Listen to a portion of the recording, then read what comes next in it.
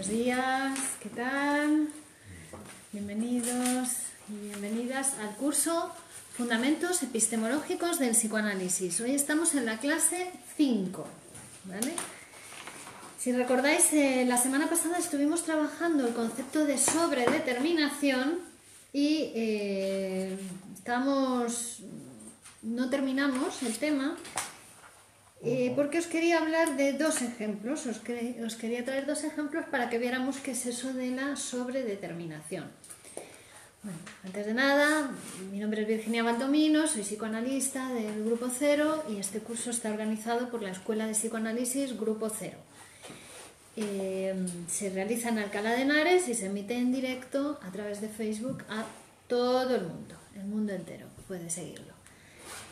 Bien, entonces, ¿tenéis alguna pregunta del otro día? Que es un tema complejo el de la sobredeterminación, yo lo sé, que es un tema complejo. No me digáis que lo entendisteis todo perfectamente, ¿no? Se me hace así, a veces coges frases y dices, ¿qué he puesto aquí? Hay que saber. Y ahora mismo, como no me lo repase, no me acuerdo mucho. ¿Os acordáis que habíamos hablado de que es ese concepto de sobredeterminación, ¿no? De que hay una estructura compleja, en el sentido de que está formada por distintos conceptos, distintas nociones, pero que todos ellos se van a relacionar de una manera invariable en la articulación con un concepto, que es el que decimos que es el concepto que sobredetermina un campo científico, ¿no? Que en el caso del psicoanálisis es el concepto de inconsciente, que funda la disciplina y que además da nombre a la disciplina, el concepto que sobredetermina el campo, ¿no? En el caso del psicoanálisis es la teoría del inconsciente. Hola, buenos días. Hola Pino, hola Juan José, buenos días. Seguimos aquí todos estudiando, asegurando nuestra permanencia en el caminito del psicoanálisis. Bien, entonces estábamos hablando de que un efecto está sobredeterminado cuando es producto de la acción de esa estructura, ¿no?, sobredeterminada por el concepto de inconsciente. Es decir, que todo lo que pasa en el aparato psíquico, todo lo que va a pasar en el aparato psíquico, dentro de esos límites del aparato psíquico que vienen marcados por el concepto de campo que estableció Freud, ¿no?, todo lo que pasa dentro del aparato psíquico está sobredeterminado, hola, buenos días, por el inconsciente. Después, las relaciones entre los diferentes conceptos o nociones del aparato que se articulan en el concepto inconsciente de manera invariable, pero las relaciones entre ellos ya son del orden de la múltiple determinación, no de la sobredeterminación. Es decir, que esas relaciones pueden ir variando y además son múltiples de unos conceptos con otros conceptos, ¿no? Y terminamos la clase del otro día hablando de cómo en el campo, por ejemplo, de lo social, poníamos de ejemplo para ver en qué consistía esto de la sobredeterminación. Siempre lo que sobredeterminaba era lo económico, ¿no? Incluso en las distintas organizaciones socioproductivas de la historia de la civilización había habido, no sé, en el esclavismo, en el feudalismo y en el capitalismo siempre había sido sobredeterminante la instancia económica, ¿no? Hasta en el feudalismo. ¿Por qué? Porque aunque la religiosa fuera dominante, ¿no?, en el feudalismo, la actividad económica estaba organizada según, ¿no?, la actividad productiva estaba organizada según, regida por criterios económicos. Entonces, ahora en el capitalismo, decíamos, no solamente es sobredeterminante la estructura económica, sino que también es dominante. Sobredeterminante y dominante. Había quitado la dominancia a la instancia religiosa. ¿Vale? Eso para ver lo que era sobredeterminante y dominante. Pero sobredeterminante estamos hablando en el orden de la sobredeterminación, y la dominancia estamos hablando ya en el orden de la múltiple determinación. Es decir, que dentro de esos otros conceptos que se relacionan de manera múltiple puede haber uno que es dominante. ¿Vale? Pero a su vez este va a estar sobredeterminado por el concepto inconsciente, en el caso del psicoanálisis, o en el caso de la teoría del valor, la instancia sobredeterminante siempre va a ser la económica. ¿Se entiende esto, no? Entonces ahora vamos a ver dos ejemplos, donde vais a ver muy bien esta cuestión, porque hasta la transferencia, hablábamos el otro día de la transferencia, que es ese campo de fuerzas que se establece donde se desarrolla la relación analítica, es decir, la relación del paciente con el analista, ¿no? Hasta ese campo de fuerzas está sobredeterminado por lo inconsciente. Es decir, que no hay transferencia hasta que no hay interpretación del deseo inconsciente del paciente, porque la transferencia va a ser diferente para cada paciente. Aunque se psicoanalicen con el mismo psicoanalista, cada paciente va a tener un psicoanalista diferente, porque la transferencia que establece está sobredeterminada por su inconsciente, por el deseo inconsciente del paciente. La transferencia es toda esa serie de afectos, emociones, recuerdos, representaciones que va a transferir, a desplazar, va a poner ahora el paciente en la relación analítica, en la relación con el psicoanalista, ¿vale? Es decir, es como una situación artificial, donde todo eso con lo que viene, de lo que viene cargado el paciente, lo va a desplazar, lo va a transferir a la relación analítica. Entonces ahí se va a jugar lo que es, ¿no?, ese paciente, su deseo inconsciente. Se va a poner en juego de tal manera que lo va a poder interpretar el analista, ¿no? Pues hasta esa transferencia está sobredeterminada, ¿no? Todo está sobredeterminado en el psicoanálisis de ese paciente por su inconsciente, ¿vale? Por el concepto de inconsciente. Virginia, sí. Y entonces, cuando hablábamos la semana pasada de analizar en transferencia o analizar la transferencia, sí. Analizar la transferencia sería como un sesgo o un error que cometería el analista de no entender que él haga a lo mejor la función de padre o la función de madre, o lo que el paciente determine es por el deseo inconsciente que está intentando disfrazar eso. Claro. Y entenderlo simplemente así de simple, de vale, yo estoy haciendo la función de su padre o de su madre, eso sería como un error que está cometiendo el analista. No, que ese paciente va a construir un padre en su psicoanálisis, ¿no? Que puede ser que no tenga padre, que no es que no tenga padre biológico, un señor en su casa, sino padre psíquico, ¿no? Entonces, en su psicoanálisis también va a poder construir un padre, construir una madre, construir un hombre, construir una mujer. ¿Ves? Entonces, la transferencia va a ser ese campo donde va a poder conseguir eso, gracias a interpretaciones del psicoanalista, ¿no? El psicoanalista está en su posición y es el paciente el que va a transferirle, sí, va a poner en posición padre, ¿no? Pero ahora vamos a ver, porque el ejemplo que traemos es para que se vea eso, como el analista no es que le diga, no, yo no soy su padre, ¿no?, que sería interpretarle la transferencia, ¿no?, sino que en esa transferencia, en ese campo de fuerzas, primero es donde la palabra tiene efecto, porque la técnica, la transferencia forma parte de la técnica del análisis, ¿no?, es asociación libre en transferencia. ¿Esto qué quiere decir? Que no es hablar, solo hablar por hablar, que hablando y hablando se va a curar el paciente, ¿no? Entonces se quedaría con un amigo, hablaría y se curaría. No, es hablando en ese campo de fuerzas que se establece con el analista, ¿no? Y ahí es donde va a acontecer la interpretación. Que el analista ahí tiene que saber que no es el psicoanalista, en ese momento es o el padre, o la madre, o el tío, o el hermano, o vete tú a saber quién. Por eso hay que escuchar a quién habla el paciente cuando habla el psicoanalista. Una preguntita, la transferencia es un fenómeno que sucede habitualmente, aunque no se haga análisis, pues, o en el trabajo, una compañera, ¿no? Sí, lo que pasa que como decíamos el otro día, no podemos hablar psicoanalíticamente de las cuestiones que acontecen fuera del campo psicoanalítico, fuera del pacto psicoanalítico, porque es un poco como hacer psicoanálisis silvestre eso, ¿no?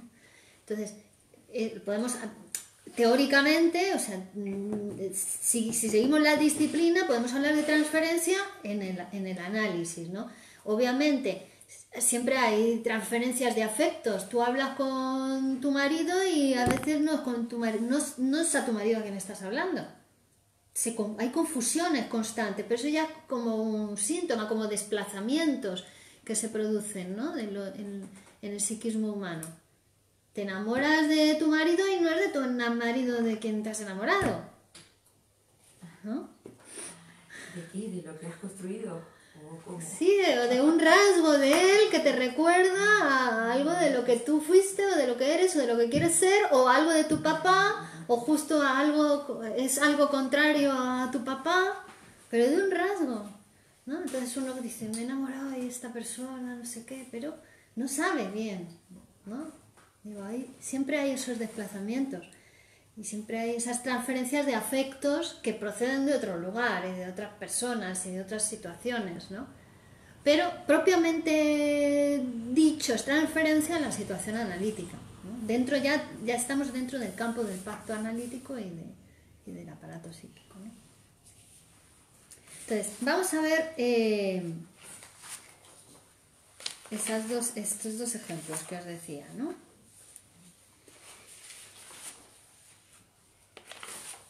El paciente le pide al analista un mechero, ¿no? Está en la consulta, en el psicoanálisis, y le pide un mechero.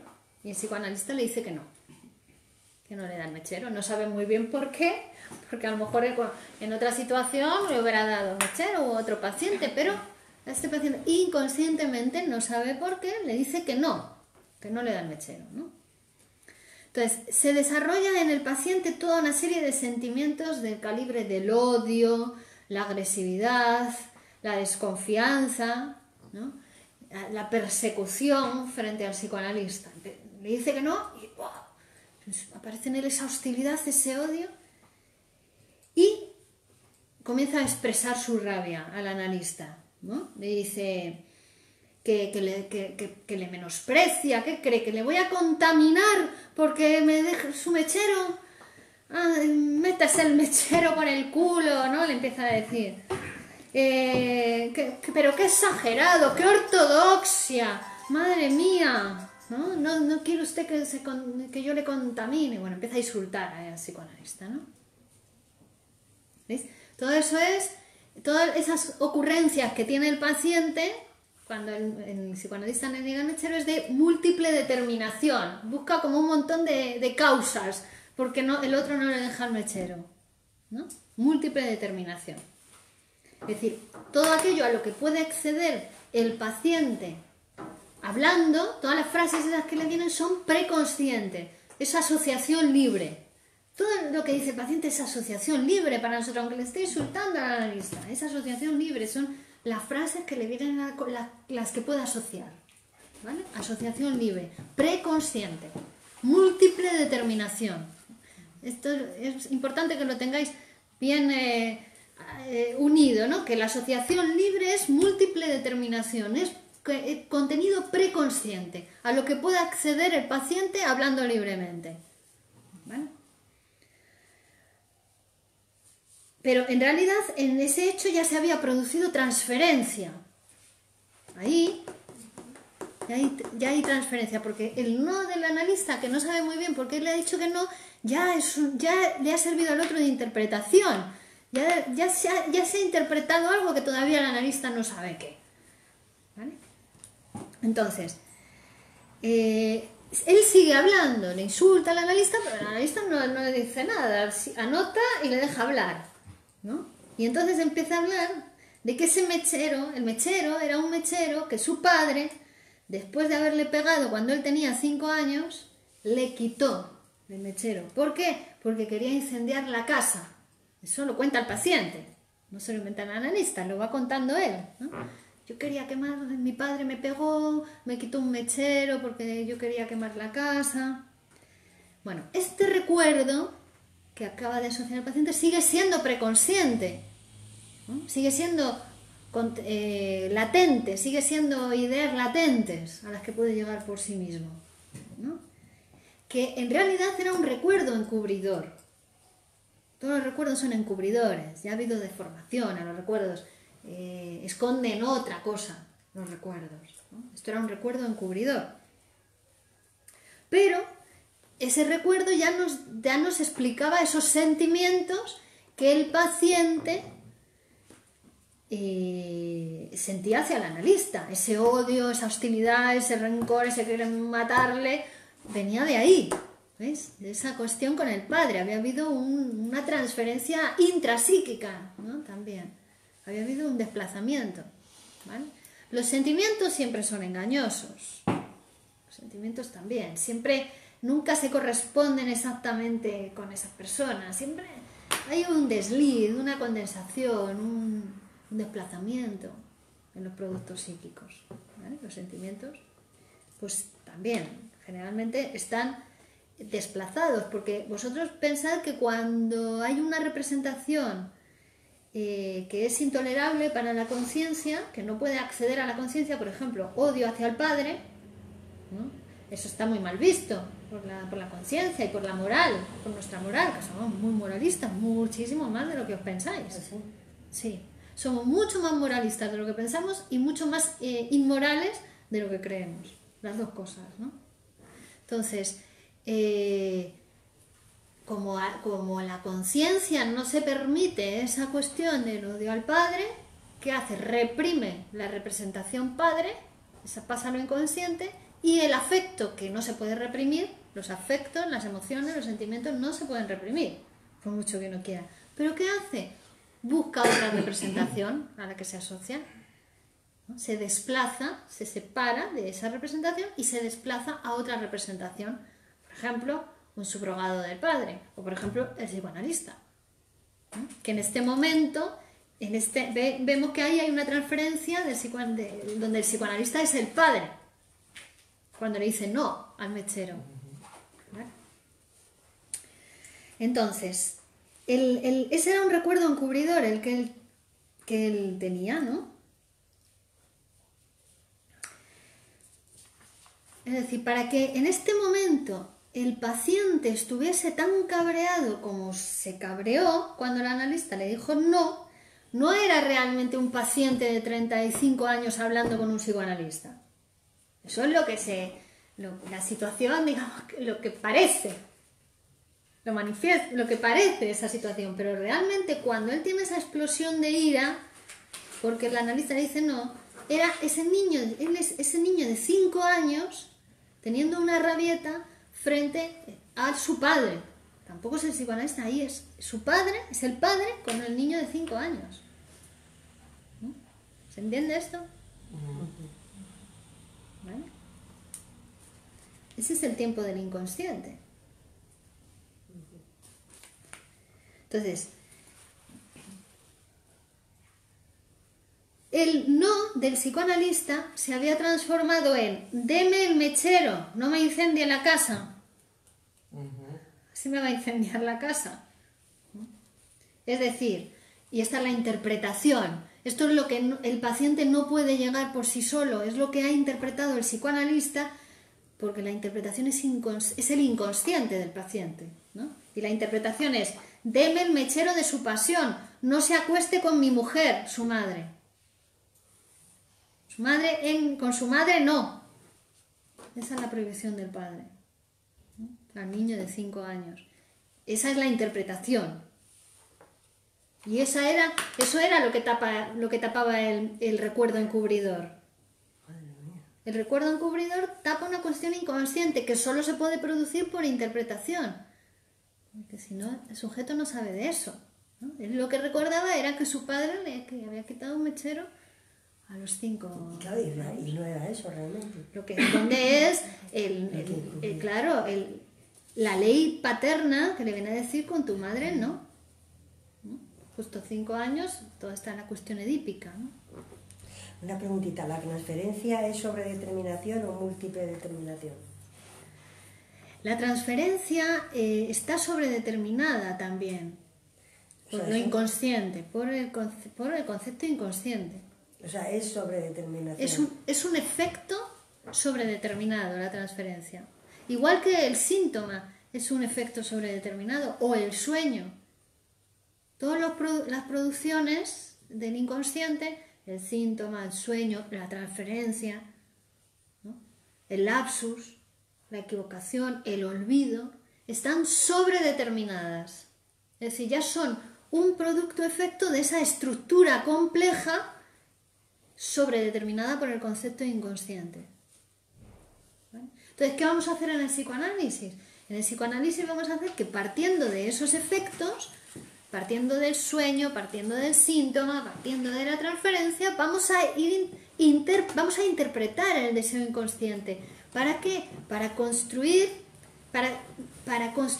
esa estructura que está produciendo, ¿no? Que sobredetermina esos síntomas, esos sueños, esos actos fallidos, ¿no? Irla produciendo, y al producirla se puede transformar, ¿no? Es una estructura que sostiene esos síntomas. Cuando el paciente no está en análisis, no hay estructura, es solamente padece los síntomas, sufre los síntomas, pero no sabe nada, no puede dar cuenta de cuál es la estructura sobredeterminante que está produciendo esos síntomas. Entonces en el análisis se va a producir algo nuevo, algo que no estaba antes, ¿no? Es una construcción novedosa lo que se hace en el tratamiento psicoanalítico. Es una construcción que a la vez que se va construyendo se puede ir transformando, pero como antes no estaba, no había posibilidad de transformación. ¿Se entiende esto? Son cuestiones complejas, pero que poco a poco las vamos a ir entendiendo. John Jairo Silva dice buenos días, Juana Maeso, Abelardo Sandoval, Tony García, David Machín, David Sánchez, Javier Ledesma. ¿Qué tal? Muy bien, a ver, John Jairo dice: ¿hay sobredeterminación en el sueño, chiste, lapsus debido al mecanismo de condensación? No. Hay sobredeterminación en el chiste, lapsus, sueño, porque son producto-efecto de la estructura sobredeterminada por el concepto inconsciente. Son productos del inconsciente y de toda la estructura del aparato psíquico que está sobredeterminada por el concepto inconsciente. La condensación y el desplazamiento son los operadores del inconsciente, son los trabajadores del inconsciente. Condensación y desplazamiento. ¿Vale? El desplazamiento era esto que acabamos de ver, ¿no? Hay un afecto ligado a una representación, siempre va así, un aparato, una representación y un afecto. Como esta representación no la tolero, ¿qué hago? Desplazo ese afecto a otra representación.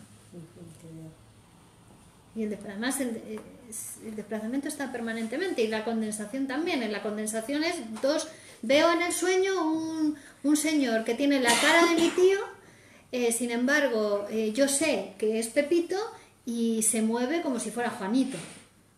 ¿Veis? Ahí hubo condensación. En una misma representación se condensaron diferentes líneas asociativas o diferentes ideas, que cuando le dejamos hablar al soñante y le decimos, a ver, háblenos de esa cara que ha visto usted en el sueño, va a ir desplegando todas las ideas que se le ocurren sobre esa cara, ¿no? Y vamos a ver que son diferentes ideas, que ahí era un núcleo de condensación, ahí estaba condensado diferentes líneas asociativas, distinta información, ¿no? Vale. Entonces, el hecho real, seguimos con el ejemplo. Yo le doy un mechero y se enoja. O sea, le digo que no al mechero, le digo no te doy el mechero, y se enoja, se cabrea, se enfurece. Entonces, se podría interpretar como que el psicoanalista tenía un exceso de protección sobre sus cosas, o que al decirle no al paciente había rechazado una demanda amorosa, ¿no? Eso también son interpretaciones. Bueno, pero eso sería del orden de la múltiple determinación, no de la sobredeterminación, porque ya sabemos que la sobredeterminación en psicoanálisis nos viene a decir que todo está sobredeterminado por lo inconsciente, ¿no? Y lo inconsciente es la cuestión edípica, complejo de Edipo.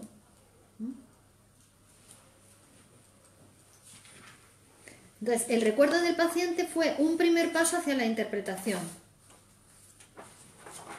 que además era un recuerdo que estaba condenado a establecerse como recuerdo, porque recordando eso, de que una vez le quiso quemar la casa al padre y el padre le quitó el mechero, claro, ocultaba el verdadero delito cometido a nivel inconsciente, que el verdadero delito cometido a nivel inconsciente era querer casarse con la madre o querer acostarse con la madre y matar al padre, que el padre desapareciera, ¿no? Que para un niño matar al padre es que no aparezca jamás, que se vaya a la guerra, como decían algunos niños ahí en Freud, ¿no? Papá, que se vaya a la guerra. O Juanito, que acababa, la solución que encontró es, bueno, yo me quedo con mamá y tú te quedas con tu mamá, le dice a su padre, ¿no? Esa es la aspiración del niño, quedarse con mamá y que el papá desaparezca, ¿no? Pues ese es el verdadero crimen que el paciente tenía oculto bajo el otro recuerdo de que su padre le quitaba el mechero, ¿no? Entonces, pero veis, pensar, no es que le ha dicho que no a su demanda amorosa, o es que el psicoanalista tal o cual cosa, es que protege mucho sus cosas, eso es múltiple determinación, es como buscar un multicausalismo, pero en psicoanálisis no. Es decir, si no se piensa en la cuestión de la sobredeterminación y que todo efecto producto del inconsciente está sobredeterminado por esos deseos inconscientes, sexuales, infantiles y reprimidos relacionados directamente en la cuestión edípica, si no se piensa así, no se está haciendo psicoanálisis. Estamos fuera de campo psicoanalítico, ¿vale? Por eso el otro día decíamos que muchas escuelas, incluso que se decían psicoanalíticas, jamás han olido el psicoanálisis. ¿No? Vale. Entonces, la sobredeterminación, es decir, la interpretación-construcción es aquella que da cuenta de la historia de deseos del paciente, cómo desea el paciente. Siempre su deseo está sobredeterminado. La forma en que goza, la forma en que desea está sobredeterminada por el deseo inconsciente, ¿vale? Que es muy interesante, porque lo inconsciente no solamente es que no sepamos de ello, sino que lo padecemos. O sea, todo lo que nos pasa en la vida es inconsciente. Solamente una ínfima parte de lo que nos pasa interviene en nuestra conciencia. Hace con nosotros lo que quiere, por decirlo de alguna manera, ¿no? Nos maneja, nos controla. No solamente es que nosotros no podamos controlar nada, es que somos controlados, somos manejados por nuestro deseo inconsciente. Entonces, la interpretación te lo va interpretando, te va dando conocimiento de tu deseo inconsciente. ¿A partir de qué? Pues de los efectos que tiene en tu realidad, de lo que tú cuentas de tu realidad, ¿no? Bueno. Entonces, la intención del psicoanálisis, ¿cuál es? Modificar mínimamente esa estructura de pensamiento inconsciente. Modificar una frase, simplemente si el análisis logra, ¿no?, modificar una frase del pensamiento inconsciente del paciente, transforma toda la estructura. Transforma toda la estructura que sostiene esa vida, o esa manera de vivir, o esa manera de gozar, o esa manera de desear, ¿no?, que en muchos casos pues, es perjudicial para la propia persona, ¿no? Vamos a ver otro ejemplo de sobredeterminación, ¿no? Es una paciente que sufre porque hay alguien que la va a violar, ¿no? Ella tiene miedo de ser violada. Llega a la consulta solicitando un tratamiento porque tiene delirios de que la van a violar, ¿no? Entonces cierra la puerta con llave, pone un hilo a la puerta, cuando llega a casa, la cerradura, baja las persianas. Frente a cualquier ruido se levanta aterrorizada. Cuando un hombre se acerca piensa que la quiere violar y huye, se tropieza, cae, ¿no? Está desesperada con esta cuestión. Bueno, cuando llega el análisis, su vida se va a transformar definitivamente cuando le interpretan y ella puede cambiar la frase "me quieren violar" por "quiero ser poseída". Bueno, ahí cambia esa frase en ella y cambia totalmente su estructura mental. Totalmente. ¿vale? Al psicoanalista no le interesa para nada que puedan o no violarla, que ella tenga o no tenga relaciones. Al psicoanalista no le interesa la vida del paciente, no va a ir a ver si es verdad lo que le dice o no le dice, no le interesa. Lo que le interesa es lo que vive ella, cómo vive eso, cómo lo piensa, qué es lo que dice ella. Eso es lo que le interesa su estructura mental, su realidad psíquica. Es decir, era poner en esa frase, que era una frase transmutada, me quieren violar, ya era una frase, ¿veis? Ya había pasado por un proceso de disfraz, de condensación, de desplazamiento, de negación, de renegación, de represión total de su deseo. Porque fijar cómo había transmutado la frase. La que ella decía era me quieren violar y la frase que estaba escondida detrás de ella era quiero ser poseída. Lo contrario. La negación del deseo, ¿no? Absoluta. O semi-absoluta, porque tampoco se puede negar nunca, porque en el síntoma hay una realización del deseo encubierta, disfrazada, en forma de síntoma. Entonces, ¿veis? Freud, el psicoanálisis va a subvertir el cogito cartesiano, porque ya no es pienso, luego existo. Ahora ya se piensa donde no se es. Somos pensados por nuestro inconsciente.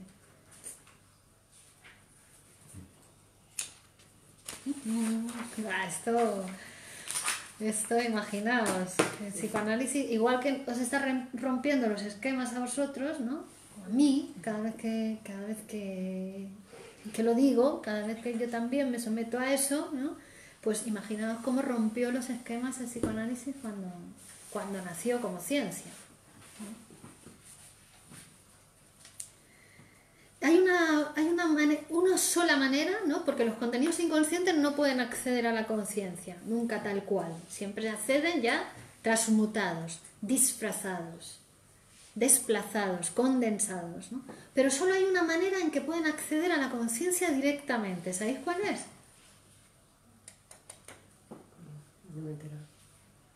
Una sola manera que los contenidos del inconsciente pueden acceder directamente a la conciencia. Directamente Sin disfrazarse. ¿En los sueños? No, en los sueños ya están disfrazados, ya están desplazados, ya están...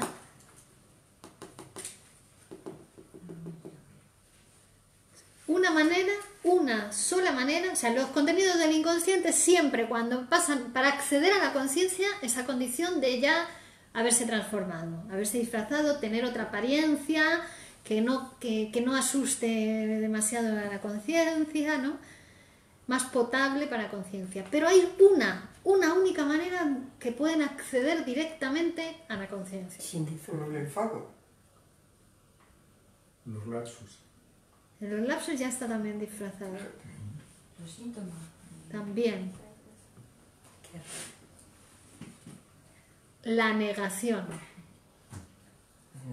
No vaya usted a creer, doctor, que la mujer del sueño es mi madre. La mujer, eso significa, la traducción de eso es, la mujer del sueño es mi madre, pero me desagrada que sea así. Pero ¿sabéis qué pasa en ese caso? Acceden, los contenidos del inconsciente acceden a la conciencia a condición de ser negados. Esto quiere decir que no se entera, que no se levanta la represión. Aunque los contenidos inconscientes accedan a la conciencia, no hay ninguna transformación, no hay ninguna modificación, no hay ninguna aceptación ni ningún reconocimiento, porque es negándolo. Enfadarse, bueno, sí. Sin embargo, claro, permite que pasen esas representaciones a la conciencia, pasa la representación madre y la representación, ¿no? Mujer, por ejemplo. O, no, si yo no me masturbaba en aquella época. Ya pasa la palabra masturbación, ya pasa, ¿no? Pero a condición de ser negado. Es para la escucha analítica. Lo negó. Y justo es eso que ha negado, es el contenido inconsciente, ¿no? Pero no quiere saber nada de ello. También con la negación te lo dice. O sea que en vez de disfrazarlo es directamente, pero con la negación. Claro. O sea, no hay más cosa que interpretar que quitar la negación. Exacto. Bueno, pero la negación te está diciendo no quieres saber de ello. Ya, pero ya se sabe directamente qué es eso. Exactamente. ¿Vale? Entonces, ¿veis? La conciencia es ciega. La conciencia es ciega. Con los ojos no se puede ver nada. Vemos con el pensamiento inconsciente. Los ojos, los sentidos siempre nos engañan. Para pensar no hacen falta los ojos tampoco, ¿no? Bueno. Por ejemplo, en un trabajo, la diferencia entre un aprendiz y un maestro es que el aprendiz tiene que pensar las cosas que hace porque es nuevo y entonces lo hace mal. El maestro no tiene que pensar, no piensa, lo hace. Ya lo tiene incorporado. Bueno. Vale. Esto es sobre la sobredeterminación. Creo que con estos ejemplos ha quedado más claro, ¿no? Lo que es la sobredeterminación. Vale. Ahora vamos a entrar a hablar del concepto de trabajo, que es muy, muy, muy, muy importante. La sobredeterminación hemos dicho que es súper importante porque es lo que diferencia que un psicoanalista esté haciendo psicoanálisis o esté haciendo cualquier otra cosa menos psicoanálisis, ¿vale? Que lo piense de manera sobredeterminada o no. Entonces, por eso es muy importante que esté claro ese concepto de sobredeterminación. Vale. Y ahora vamos a ver el concepto de trabajo, que es un concepto fundamental para el psicoanálisis, aunque no lo parezca, porque mucha gente piensa que el psicoanálisis vas y te adivinan el pensamiento, o en magia, o qué, no se puede explicar. ¿Y esto cómo funciona, no? Bueno, pues no, es un trabajo. Es un trabajo y además es súper importante esa categoría del psicoanálisis, el concepto de trabajo y la categoría trabajo. Y además son varios los trabajos que se hacen en el psicoanálisis. Y vamos a ver cuáles son. El trabajo es una actividad racional capaz de producir valores de uso. En su organización más simple, el trabajo es una actividad racional, ¿verdad? Racional, ¿no? Prevista, establecida, que produce valores de uso, ¿no? Hago una mesa, puedo utilizar esa mesa, ¿no? La mesa es producto, efecto de un trabajo, el trabajo del carpintero. Entonces, en esta concepción más simple del trabajo, es la manera en que el hombre, el ser humano, se relaciona con la naturaleza, ¿no? Puede cambiar la naturaleza, puede transformar la naturaleza, ¿cómo? Mediante el trabajo. Es la manera de transformar la realidad. Pero podemos decir que hay un trabajo de forma simple que se agota en el producto que produzco, ¿no? Hace valores de uso que pueden ser después utilizados en cualquier demanda humana. Es decir, yo hago una mesa y una persona que necesite una mesa me la compra o se la, ¿no? Le digo, toma, para ti la mesa, y la utiliza.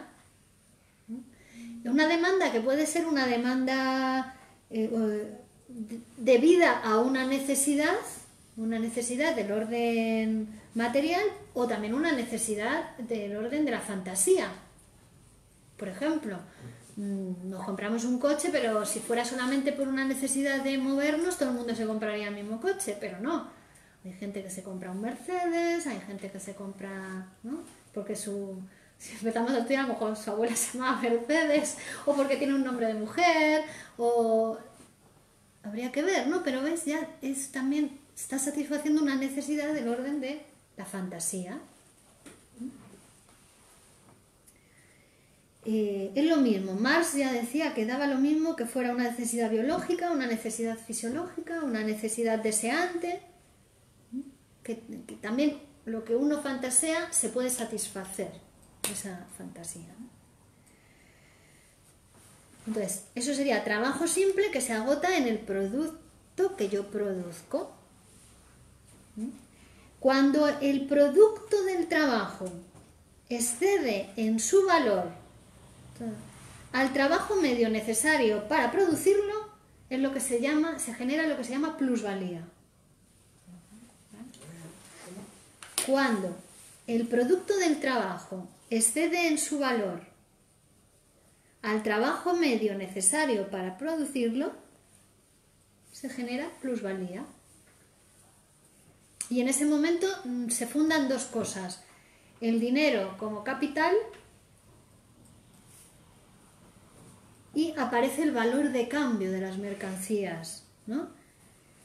Es decir, ya no me quedo con la mercancía para yo utilizarla, sino que como tengo mucha mercancía, lo que voy a hacer es enajenar el valor de uso, no la utilizo yo, pero la intercambio por dinero o por otra mercancía. La pongo en un circuito de intercambio por otra mercancía o por dinero, que es una mercancía universal que compra intercambiable por cualquier mercancía, el dinero. ¿Vale? El valor de cambio de una mercancía es lo más visible de una mercancía, y que viene a ser, ¿no? que incluso tiene ahí en forma de precio. ¡Tac! Es la forma de mostrarse, el valor de cambio es la forma de mostrarse, la forma de escenificarse de la mercancía. Pero para que la mercancía tenga valor de cambio, hemos tenido que quitarle, extraerle, enajenarle de su valor de uso.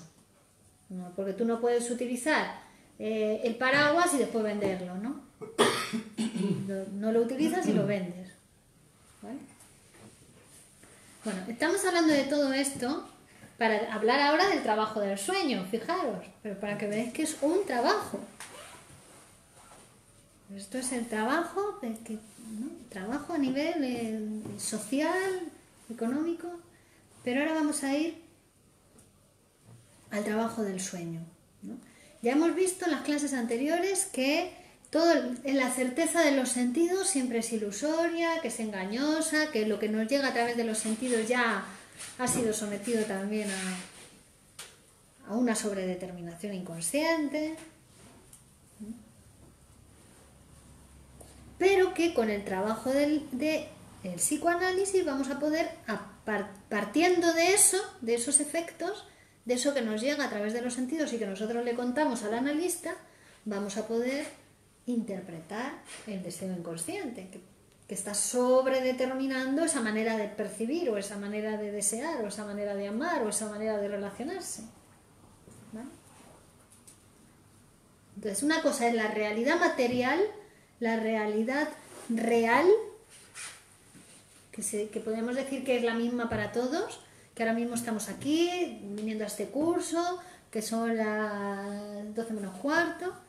Eso es la realidad material, objetiva, pero luego está la realidad psíquica de cada uno. Cómo percibe cada uno esta situación. Si yo ahora pregunto qué ha escuchado cada uno de la clase, lo que me decís va a ser diferente. Eso es realidad psíquica. Hay tantas realidades psíquicas como personas.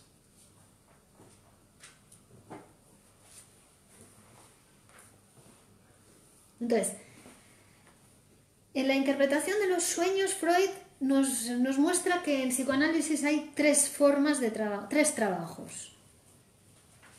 ¿Vale? Que si queda esto claro, nos vamos ahora. ¿Vale? Tres trabajos. Uno, que es el trabajo teórico. El trabajo teórico fue el trabajo que hizo Freud para, utilizando una serie de instrumentos teóricos, trabajar sobre una materia prima y producir un producto teórico. ¿Vale? En un trabajo siempre va a haber materia prima que entra al proceso de trabajo, instrumentos o herramientas de trabajo y un producto final de ese proceso de trabajo. ¿Vale? En el trabajo teórico que hizo Freud, ¿cuál fue la materia prima? Pues el discurso de las pacientes histéricas y de otros pacientes, ¿no? Que ya le contaban, ¿vale? Eso lo toma de materia prima, junto con otros estudios que había habido antes sobre el sueño, etc. sobre esta materia, ¿qué trabaja? ¿Con qué instrumentos trabaja? Bueno, pues vimos que trabajaba con... tomó de la física el principio de constancia, bueno, no el principio de constancia, sino la filosofía que se desprende del principio de constancia de la física, que es la de filosofía de que no hay nada que se destruya, que la energía se transforma, ni se crea ni se destruye, se transforma.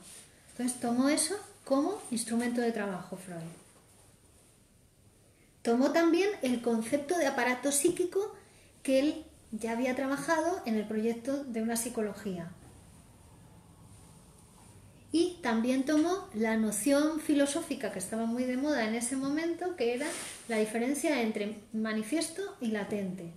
Es decir, que una cosa es lo que vemos y otra cosa es la verdad oculta detrás de eso que vemos, ¿no? Entonces tomó estos tres principios de constancia, diferencia manifiesto latente y concepto de aparato psíquico, y con estos instrumentos trabajó toda esa materia prima que él iba recogiendo en los análisis de sus pacientes.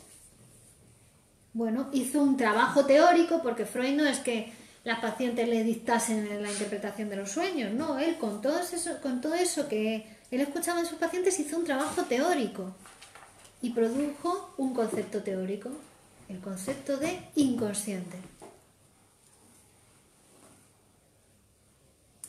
¿Cuál fue el resultado entonces? Una ruptura, una teoría fundada científicamente. Fundó una nueva disciplina científica porque produjo un nuevo concepto teórico. ¿Vale? Ese es un trabajo teórico. Pero después, ahora hay otro trabajo. Ahora nosotros vamos con la teoría de Sigmund Freud a la consulta, a la práctica clínica. ¿Y qué hacemos? Hacemos otro trabajo cuando llega el paciente. Llega el paciente que nos cuenta sus síntomas, sus sueños, sus desgracias, sus gracias, sus alegrías, nos cuenta todo, ¿no? ¿Y qué hacemos con eso? Bueno, pues eso ahora nos sirve de materia prima. Para el trabajo práctico técnico, la materia prima es el discurso del paciente, las asociaciones libres del paciente. Y con esa materia prima, ¿qué hacemos? La trabajamos con una serie de herramientas, con una serie de instrumentos. ¿Cuáles son los instrumentos con los que trabajamos? La teoría del psicoanálisis, el método del psicoanálisis y la técnica del psicoanálisis. ¿Veis? Entonces, lo que era producto en otro proceso de trabajo, lo que fue producto en el proceso de trabajo teórico, ahora en este otro proceso de trabajo ingresa como instrumento. Como herramienta, ¿no? Os voy a poner un ejemplo. La sierra. Una sierra es un producto de un proceso de trabajo, es decir, que fabricaron esa sierra. Había hierro, madera, no sé cuánto, entró como materia prima. El trabajador, utilizando esa materia prima, hizo una sierra, ¿vale? Pero ahora la sierra entra en otro proceso de trabajo como herramienta. Ahora el carpintero utiliza la sierra no como producto o como materia prima, no, la utiliza como herramienta de trabajo. ¿Veis? ¿Se entiende esto, no? Es decir, que lo que es producto de unos procesos de trabajo, en otros procesos de trabajo ingresa o como materia prima o como herramienta de trabajo, ¿no? Pues entonces, lo que fue un producto del trabajo teórico, el concepto inconsciente, la teoría del inconsciente, ahora entra en la práctica técnica de la clínica, entra como instrumento de trabajo. Ahora pues, utilizamos la teoría, el método de interpretación-construcción y la técnica, asociación libre en transferencia. Y esos van a ser ahora nuestros instrumentos de trabajo como psicoanalistas para trabajar sobre el discurso del paciente o del soñante, lo que nos dice. Todo eso es materia prima. Trabajamos sobre ello. Y eso va a producir un resultado, un producto de ese trabajo. ¿Cuál es? Autoconocimiento y autotransformación del paciente, del psicoanalizado. Es importante que el instrumento de trabajo, en este caso, es teoría, método, técnica articulado con el propio psicoanálisis del psicoanalista. Es muy importante. El psicoanálisis del psicoanalista es un instrumento de trabajo más. Si el psicoanalista no está en análisis, carece de un instrumento de trabajo. Todo eso articulado en su propia formación, porque la teoría, el método y la técnica están en el psicoanalista, ¿no? Están en la teoría, pero después la tiene que aplicar ese psicoanalista, con lo cual está en formación. Además es muy exigente la formación del analista, que para no desviarse tiene que estar en psicoanálisis personal, bueno, haber terminado su psicoanálisis personal y estar en psicoanálisis didáctico, estar en supervisión, por lo menos 4 o 5 grupos de estudio, ¿no? Para no desviarse ni un ápice de la disciplina científica y del rigor científico, ¿no? ¿Para qué? Para poder escuchar a ese paciente y el sueño que nos cuenta. Para eso, para poder escuchar y producir, y que se produzca, y dejar que acontezca y que se produzca una interpretación. Porque la interpretación hemos dicho que también es inconsciente para el analista, va a ser producto de toda esa estructura y toda esa complejidad. Bueno, y el tercer tipo de trabajo sería el trabajo real del sueño. Que este es un trabajo que es una reconstrucción teórica que hacemos, porque ya lo hemos dicho en varias ocasiones, no podemos entrar a la cabeza del soñante, no le podemos abrir la cabeza y ver cómo se ha producido ese sueño, ¿no? Sino que teóricamente reconstruimos cuál ha sido el proceso que ha seguido el sueño para construirse, ¿no? Y entonces decimos, desde el deseo inconsciente, o sea, hay un deseo inconsciente, sexual, infantil y reprimido, que para expresarse en la conciencia ha tenido que desplazarse, condensarse, elaborarse, ¿no? Para poder acceder a la conciencia como sueño manifiesto, como sueño tal y como lo recordamos cuando nos despertamos. ¿Veis? Pero eso ya es una reconstrucción teórica. Ya desde la teoría sabemos que eso es así, que para atravesar la barrera de la censura ha tenido que deformarse para parecer otra cosa, pero es una reconstrucción teórica, no podemos abrir la cabeza del soñante y ver cómo pasa eso, ¿no? Entonces, en nuestro trabajo de la práctica técnica clínica vamos a partir de los efectos tomamos como entrada, ¿cuál? El discurso del paciente, que es justo el producto de este trabajo real del sueño. El trabajo real del sueño terminaría, el producto final sería el relato del sueño por parte del paciente, lo que cuenta del sueño. Entonces, ahora en la práctica clínica entra como materia prima el discurso del sueño. Tomamos ese discurso y vamos a decirle que asocie libremente, aplicamos la técnica, asociación libre en transferencia, porque la palabra por sí sola tampoco tiene ningún efecto, sino que es la palabra en ese campo de fuerzas transferencial, ¿no? Y aplicamos el método de interpretación-construcción, y con eso que producimos cuando interpretamos el deseo inconsciente, autoconocimiento y autotransformación en el paciente, en el psicoanalizado.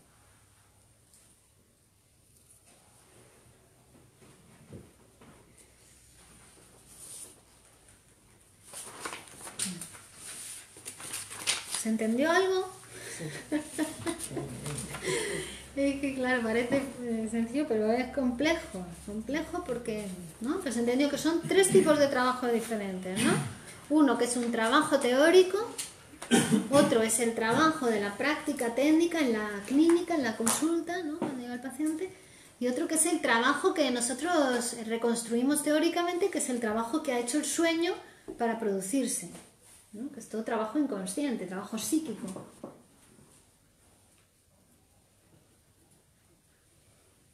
Venga, preguntas.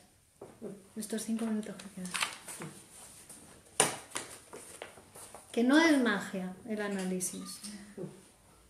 Que hay mucho trabajo en esa estructura que ahora llega el paciente, se tumba en el diván y no lo ve, ¿no?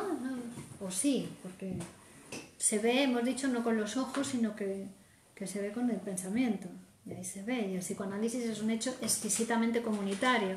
Es decir, más bien no es una cuestión aislada, que el paciente llega y se tumba y está aislado con el psicoanalista, no. Es toda una comunidad científica escuchando a ese paciente. ¿No? Un hecho exquisitamente comunitario, dice Freud. A ver, por aquí tenéis preguntas, los astronautas.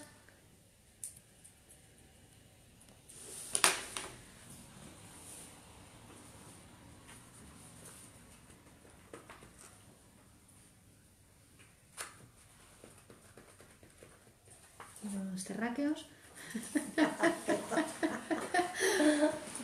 Venga, arriesga si todo el mundo está como vosotros. ¿Tiene algún tipo de influencia tu formación como psicóloga también en la interpretación o simplemente son los conceptos del psicoanálisis con los que partes? Eso me llama la atención. Como psicólogo. Psicóloga, claro, porque tienes formación también de psicóloga. Por eso quería saber si a la hora de interpretar o estar de cara con un paciente tiene influencia solamente la formación como psicoanalista o también de alguna manera como... Bueno, mira, hay que curarse de la psicología para ser psicoanalista. No sé cómo se eso, pero quiero decir, es una disciplina diferente el psicoanálisis, contraintuitivo, ¿no? Está más montado en el contrasentido, lo inconsciente, ¿no? Y la psicología, hoy por hoy, la psicología que se imparte en las facultades es una psicología racionalista. Es una psicología que no ha llegado a la ruptura del psicoanálisis aún. Es una psicología que sigue pensando el tiempo psíquico causa-efecto. Sigue pensando de una manera multicausal, ¿no? Entonces, todo aquel que quiere formarse como psicoanalista va a tener que producir en él o en ella esa ruptura con la forma de pensar que es la que está en todo, en todo, desde que te levantas por la mañana hasta que, ¿no? Con la forma de pensar que está fundamentada en el pensamiento cartesiano, en el racionalismo, en que el pasado determina el futuro, ¿no? Y el psicoanálisis piensa de una manera totalmente diferente, o sea, produce una ruptura en la manera, no solamente a nivel teórico, sino a nivel filosófico y a nivel ideológico. ¿El pasado no determina el futuro? Para el psicoanálisis no. No, lo vamos a ver en la clase de tiempo, que no sé si es la próxima o la siguiente. Vamos a ver cómo el tiempo del inconsciente es otro tiempo, que es el tiempo por la recurrencia. Entonces, no solamente es que el pasado no existe, sino que se puede transformar. Tú te transformas y se transforma tu pasado también. Ya. Pero, por ejemplo, una persona que ha tenido una serie de traumas en su infancia, por un ambiente muy malo, que le han creado una enfermedad, eso no determina luego su futuro. Si no se psicoanaliza, pues puede ser que sí, si no se psicoanaliza y piensa así, ¿no? Pero el psicoanálisis le va a permitir transformar su manera de pensar, transformarse. El problema es que se quiera, Claro. o quiera ser psicoanalizado. Exactamente. Y Si eso no lo hace cualquiera. Si tú quieres, el psicoanálisis te puede ayudar. Pero de todas formas, lo que no entiendo yo mucho, ¿por qué el pasado no determina el futuro? Ya lo vas a ver en la clase de tiempo, ya lo vamos a ver. Ya lo vamos a ver, que no, que eso es ya muy antiguo. Pero la psicología actual, cuando digo la psicología como dominante, ¿no? que domina las estructuras de transmisión, porque el psicoanálisis es psicología, quiero decir, el psicoanálisis es la psicología de los procesos inconscientes, ¿no? Pues es la psicología, pero digamos que las corrientes dominantes son las que, no sé cómo decirlo, ¿no? El control de las estructuras de transmisión del conocimiento está en manos de otros poderes, otros intereses, no tanto científicos, ¿no? Aunque ellos desde su perspectiva claramente defienden que es ciencia. Bueno, Por lo menos a mí la autónoma me lo han empujado desde el principio. Esto es ciencia y todo lo que se salga de cómo nosotros nos vamos a formar, olvidaos. pero De hecho, es el una... enemigo es Freud y tú entras a clase y lo primero que te dicen es que eso es un chiste. Entonces al final es un poco como te lo venden. Claro, pero Es así. es precientífico, es decir, todavía es que si tienen que estudiar, ¿no? Digo, si tú comienzas a estudiar psicoanálisis, o todos los psicólogos que después hemos estudiado psicoanálisis, ahí es cuando se ve la ruptura que supone el psicoanálisis en 1900, ¿no? Y a la que todavía no ha llegado esa psicología que se enseña en la autónoma. Yo también estudié en la autónoma, ¿no? No, porque está todavía, no ha habido ruptura filosófica ni epistemológica. Todavía está manejando la epistemología cartesiana, positivista. Bueno, ya te lo dicen, ¿no? Además es el positivismo. Pero ellos todavía no han llegado a lo que los libros ya han llegado hace 119 años. Que tampoco es extraño, porque si todavía están negando cosas más anteriores al psicoanálisis, ¿no? Das cuenta que una ciencia, hasta que se instala como ciencia el psicoanálisis, es una ciencia súper joven. Tiene 119 años. Pero ves, es otro tiempo, porque si tú piensas el tiempo de las ciencias, ves cómo las ciencias requieren cientos de años y cientos de años, ¿no? Sin embargo, por ejemplo, dentro del campo de la psicología, a veces se hacen innovaciones, ¿no? Se presentan ciertas cuestiones como innovaciones que son cuestiones antiguas, cuestiones de antes de Cristo incluso. Es decir, que el pensamiento... pueden convivir pensamientos de diferentes épocas y de diferentes... Todos nosotros vivimos de acuerdo a lo que está escrito en algún libro. No inventamos nada. Por muy innovadores que nos pensemos, por muy novedosos, todo lo que nosotros pensamos está escrito en algún libro. Pero a veces vivimos, no sé, por ejemplo, si alguien piensa que se va a encontrar con su media naranja, esto es del banquete de Platón, siglo II, III antes de Cristo. O sea, fijaos qué pensamiento. O si alguien vive en el romanticismo, ¿no? Pues vive como hace unos cuantos siglos. Pero es que todavía estamos viviendo, la sociedad vive todavía según la fenomenología del espíritu de Hegel, relaciones, la dialéctica amo y esclavo, que ya también está pasado eso, pero todavía sigue viviendo la sociedad en eso. Pero te voy a dar el próximo día o el siguiente vamos a imprimir la revista Salud es Poesía, Poesía es Salud, que es la revista de Corredor de Henares, de difusión gratuita, donde precisamente tratamos esta cuestión de la cientificidad del psicoanálisis, ¿no? Es un texto, bueno, ya lo vas a leer, donde te muestra la ruptura que el psicoanálisis supuso para el positivismo, para el empirismo. Y entonces una persona que tenga formación como psicólogo y se forme luego como psicoanalista no podría ejercer de las dos cosas, porque chocarían los pensamientos de la psicología con la del psicoanálisis. Mira, si piensas al paciente de una manera, si piensas al paciente desde el psicoanálisis, el paciente se va a poder transformar. Si le piensas de una forma causa-efecto, el paciente no se va a poder transformar. Te vas a estar moviendo siempre en el orden de la múltiple determinación.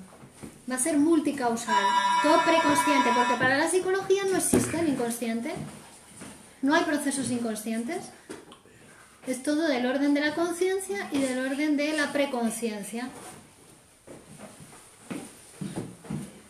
Entonces no hay posibilidad de transformación de la estructura psíquica. Es decir, si eres un neurótico obsesivo, eres un neurótico obsesivo. Y no es un mecanismo psíquico normal que puede transformarse, ¿no? Pero la psicología no da soluciones, por ejemplo, a los pacientes neuróticos obsesivos. Pues mira, más bien el paciente se cura, si quiere, ¿no? Pero ya hemos visto en otras ocasiones que curarte, te curas hasta te vas a un viaje a Grecia y te puedes curar, ¿no? Pero no permite dar cuenta de la estructura sobredeterminante que está produciendo en ese paciente esa forma de gozar, esa forma de disfrutar, que también en el síntoma encuentra un goce sustitutivo de un deseo inconsciente, y lo que no va a poder hacer es producir transformación, porque los síntomas se curan, si los síntomas se pueden curar, pero si no hay transformación del sujeto se va a volver a enfermar, te va a tener otros síntomas diferentes, ¿no? También los síntomas siempre tienen dedicatoria, así que te puede dedicar 3 o 4 o más, ¿no? Que si no está resuelta la cuestión inconsciente, no está resuelto lo edípico, porque al final es una manera de diluir el complejo de Edipo, ¿no? De posicionarse frente a la cuestión edípica. No hay estructura del pensamiento que se pueda cambiar, no hay frase transmutada que se pueda interpretar. Esa es la sobredeterminación. Muy bien la pregunta, porque estás apuntando a la sobredeterminación. O nos movemos en el campo de la sobredeterminación o nos movemos en el campo de la múltiple determinación. Y eso no es psicoanálisis, ya es otra cosa. ¿Vale? Bueno, a ver, tenemos aquí una pregunta.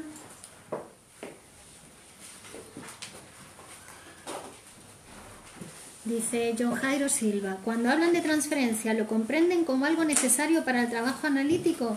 Sí, por supuesto, es parte de la técnica. Es asociación libre en transferencia.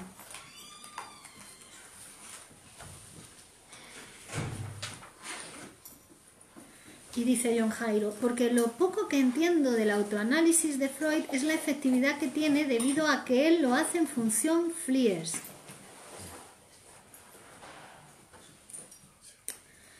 Vamos a ver, John Jairo,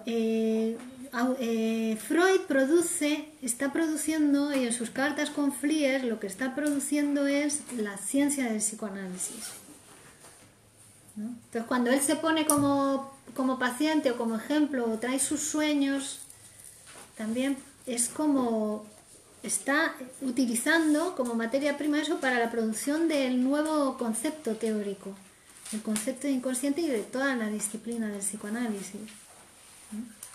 Pero bueno, sin duda es el mejor psicoanalizado, Freud. Que también Freud fue manejado, fue utilizado por la ciencia. Es decir, era el momento, estaba ya todo preparado para que naciera el psicoanálisis como disciplina científica. Ya estaban todos los conceptos, que la ciencia tiene su propia vida, más allá de los humanos o de los científicos, que luego, claro, necesita de un científico que se ponga en la posición científico y dé un soporte material a ese avance de la ciencia. Pero si no hubiera sido Freud, hubiera sido otro, porque estaba ya todo preparado para que naciera el psicoanálisis. Entonces, Freud, decimos, es el padre del psicoanálisis, pero quizás sea más correcto decir fue el primer hijo del psicoanálisis. Claro. Es decir, que también nosotros, todo aquel que quiera ser psicoanalista, ¿no? Todo aquel que aspire a eso, tiene que someterse en el sentido de dejarse hacer por el psicoanálisis. ¿Qué es lo que estaba preparado antes de que Freud descubriera de alguna forma Bueno, pues lo que hemos dicho, ya estaba el concepto de constancia, de la física, el principio de constancia, y la filosofía que se derivaba del principio de constancia, estaba el concepto de aparato psíquico, ¿no? Que lo había producido Freud, pero en la etapa precientífica, todavía no, antes de la interpretación de los sueños, ¿no? Y estaba también la cuestión, concepto, noción latente manifiesto, que estaba muy de moda en esa época, de que una cosa es lo que vemos, la apariencia, y otra cosa es la verdad de los fenómenos, ¿no? Y todo eso que parece así sencillo, fueron siglos y siglos para que la ciencia produjese esas tres cuestiones ¿no? Porque el principio de constancia de la física ahora parece, no, la energía no se crea ni se destruye, se transforma, pero ¿cuántos siglos de trabajo científico fue necesario para llegar a ese principio? ¿No? Buenas. Hola. ¿Estamos ya? No, adelante, adelante, estamos terminando adelante. Buenas. En función de Flies, quise decir, jajajaja. Saludos Virginia de Mendoza, Argentina, de un admirador de tu capacidad e inteligencia. Linda conferencia, buena semana. Ay, qué bonito. Gracias, cómo me gusta que estéis ahí todos. Bueno, vale, entonces, terminamos aquí el curso de fundamentos de hoy, concepto de trabajo. Por cierto, que varias personas me preguntaron en qué textos me apoyo para dar estas clases, muy importante. El texto es Freud y Lacan hablados 1 para fundamentos epistemológicos. Freud y Lacan hablados 1 de Miguel Óscar Menasa. Os lo recomiendo a todos. Aquí vais a encontrar los fundamentos para, si os estudiáis bien esto, tenéis un porcentaje de camino hacia el psicoanálisis hecho.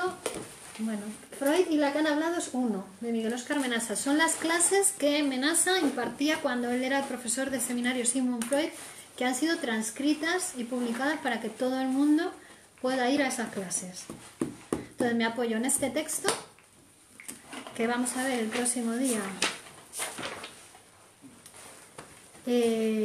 Tiempo real y tiempo histórico. Vamos a trabajar la cuestión del tiempo y cómo el psicoanálisis es otro tiempo diferente al tiempo del reloj. Y también, bueno, y para el curso de la histeria que vamos a comenzar ahora, que como ya me preguntaron, pues también lo digo, me fundamento en estos dos libros. Freud y Lacan hablados 4, la histeria, son las clases sobre la histeria y el proyecto, y en las obras completas de Sigmund Freud en los estudios sobre la histeria. ¿Vale? Bueno. Gracias. Ahora habrá otro vídeo para la siguiente clase. Chao.